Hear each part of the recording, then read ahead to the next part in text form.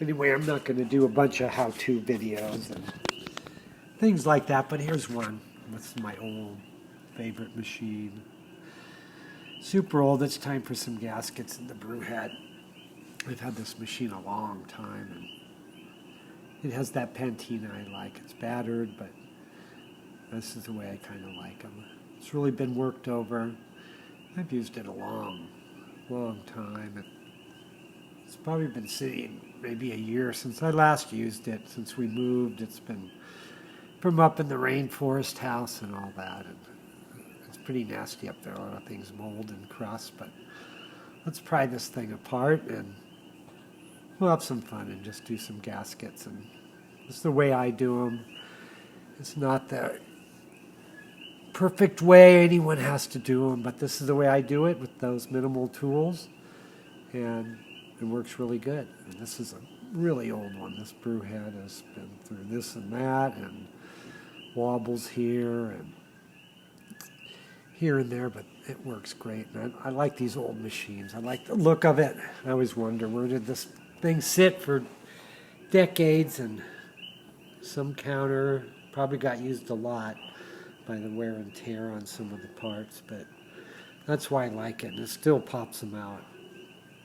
And get those clips. The rusty ones are always harder than the new ones, but we'll pop these out. Sometimes they can be aggravating, but sometimes they come right out. That's just the way things go. Ooh. There we go.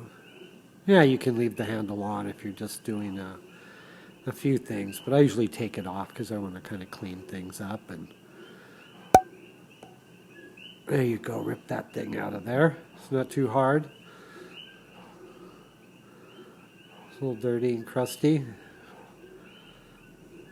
Some old gaskets and everything looks good. Now we're just going to fish those things out. You know, I used to do these just with the needle nose, but with the little clip removers, they're really a lot easier, so you'll just do that. You'll figure it out. It can be tedious or it'll pop right out, simple as can be. So whatever way it goes, that's the way it went. Sometimes you'll find those rusted in there and you might have to pick them out or something, but there we go. The washer's still stuck a little. There it goes. Oh, it actually flew. I didn't see that one go, but there we are. And then the little needle noses are a handy little tool. Let's pop that thing out.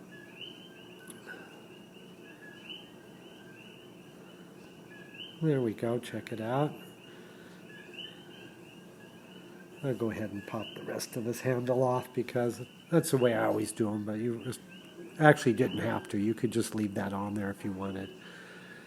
But we'll take that out and clean it up. And there we go.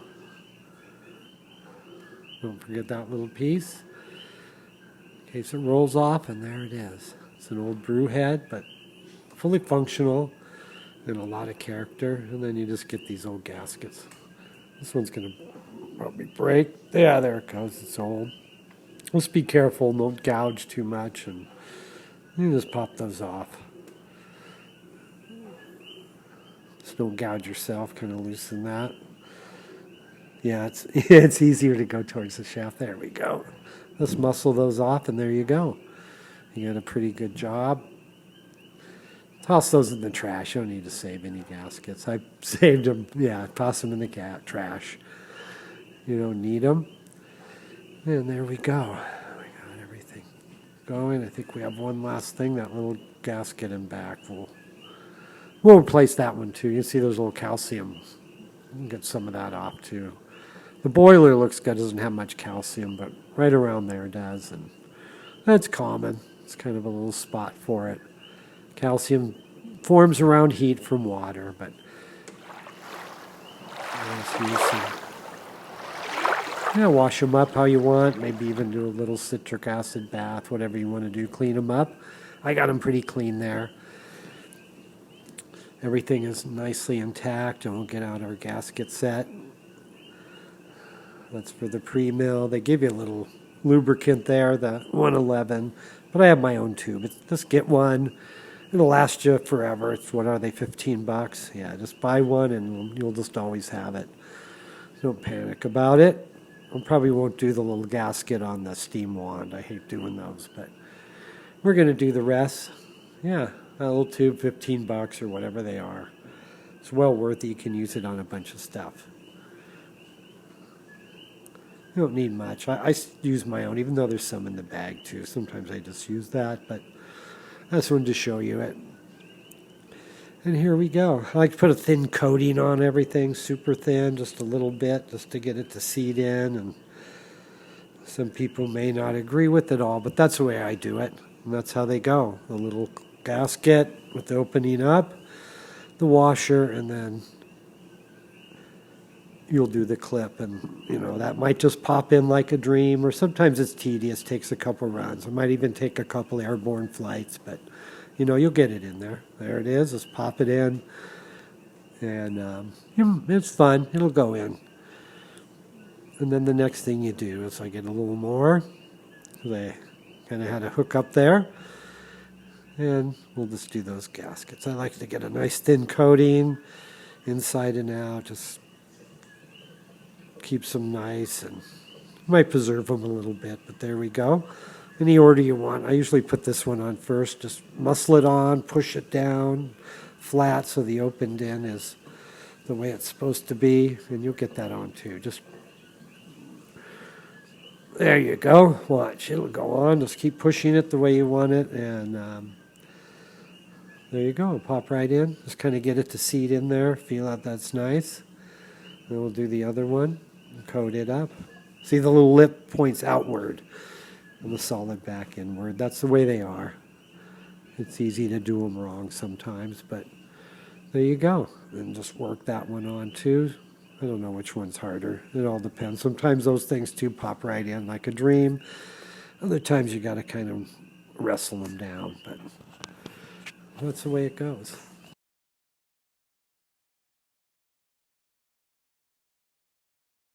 Yeah, just seat those in. Push them really good. Spin your hand. Let's get them a nice seating on there. That'll be good.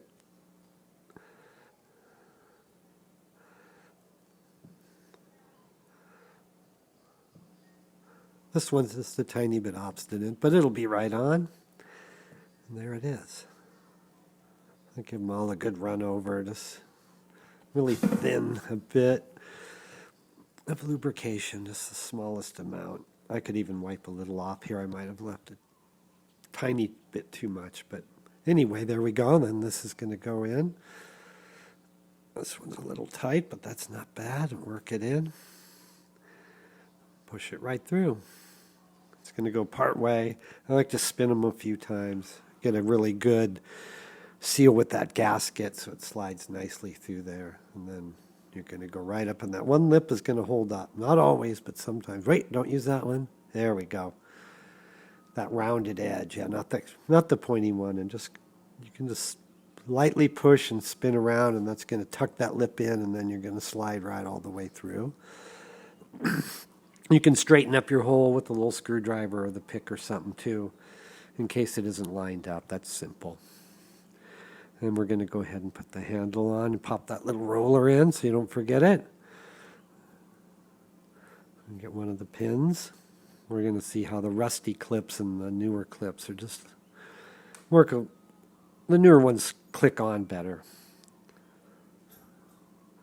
But I use the originals quite often just to keep as much as the original parts as possible. But not always. I used to be more fastidious about that, but now I adjust a few things. I like to make my other machines. I'll do some shows on. I have a few unique machines that I like to do just for myself.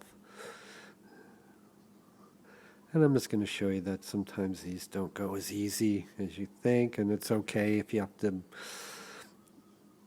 piddle around a little bit, and the needle nose come in handy here too sometimes. There we go. The arm here isn't perfectly straight. But its little fork there is a little bit off, but we'll get these on. And these rusty ones can be obstinate. You might have to get in there and tweak that thing on. It might fall off, but don't worry, they'll all go on. And if it gets a little too tedious, you can just take a break for 5 minutes and come back, and then they'll click right on a second later. So, but we'll get these on. That one's rusty, doesn't quite want to go, but there it goes. It's amazing sometimes. I think they'll just click on. But you'll see in a minute how the new one just slides in there like nothing. There we go. I like to put the roller pin in first because it moves a little. It's a little easier, but I've done it both ways. It's not that hard. Get that lined up and we'll work this pin in. Really good.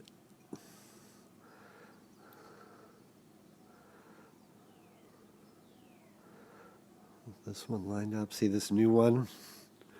Just one new clip, and it's a little obstinate, but watch it slide right on. Really easy. There it goes. Maybe. Maybe not. I could be just making it up go. There it went. See? When you line it up. The newer ones just click on easier. This one's still not quite there. I'm going to line up. Whoop. Those are kind of stiff, those needle nose. There it is. And you got it. Functioning. Now we'll pop these nuts on. That's the nut. Tightens it down. And then the locking cap nut. Don't have to tweak them super hard. Just, nice and firm. You'll have the feel for you, how you do it. You don't have to like wrench them down massively, but nice firm tightening is good. Looks like we're just about ready there. And we're going to spin this in. Siphon tube. I've forgotten those a couple times. You get everything back together and it doesn't work. Anyway, sometimes it's the siphon tube. So screw that in, get it pointing straight down the best you can without breaking it or tweaking it. Then you just put the gasket in the shower screen. And I just take that back rounded edge again and you can just tuck it right in. Just go around, tuck it in the little slot. You'll get it pretty seated in.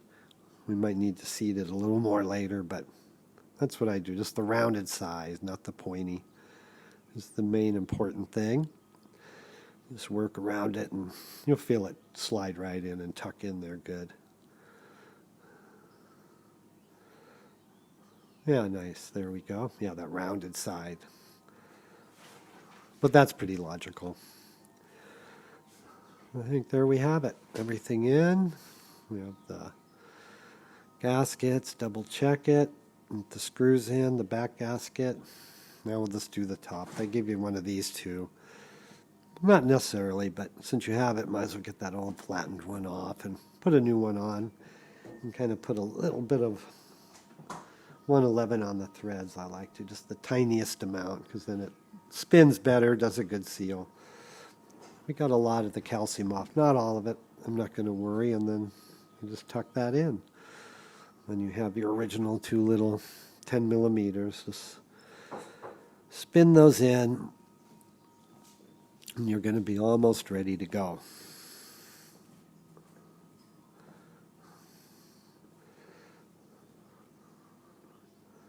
There we are. Tighten them down. Again, you'll feel it. Don't wrench them massively. Just tighten them. I go one to the other. Kind of like when you're putting a head on an old Volkswagen engine, you kind of go back and forth, slowly getting it right to, but we don't need to torque. Just firm, but not massive. And then if it leaks, you can tighten it a tiny bit or see whatever happens. But there we go. That's all sliding smooth. That handle wiggles a little just because it's so old, but that's all right. You just have to hold it right in the center. It's not a big deal. And this is a newer Porta filter from a newer machine, but you can see how it fits looser. If you're using that one, it would go all the way over. But then this is the older style Porta filter with the small handle. And see, it fits those perfectly. You could get a thicker gasket for the shower screen and get that other Porta filter to fit better too. But I'm going to use a little one. There we go. Whoa! Yeah, I'm used to the bottomless one, so that flew out. But I like to blast a little water through everything. Couple, the shower screen, then the Porta filter. Then I make a throwaway. I don't bother really tamping it down too much. Just one coffee, then I dump it. I don't know why. I read that somewhere, so I do it. And then there we go. She's going again. The base, I painted this base. I didn't take everything off. It's a cap heating element, and I removed most of mine back and forth, but this one I didn't want to disturb yet, so I just taped off this machine. First time I did that and just painted the base. Just with an experimental base paint, but I found this was like a heat paint, a brake paint or something. It didn't work that good. Actually, just a regular spray paint with a nice clear finish works really good. But there you have it. That's the whole thing.